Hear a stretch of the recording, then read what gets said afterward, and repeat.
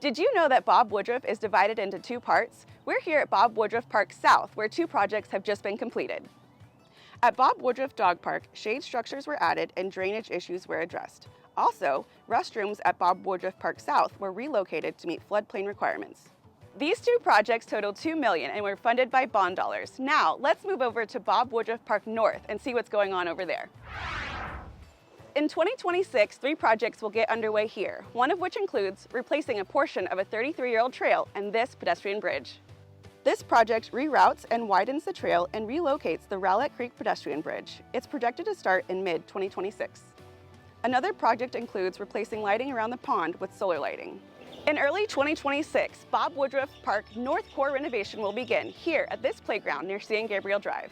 Amenities include a new restroom and new playground, both of which will be moved closer to the parking lot to comply with flood risk requirements.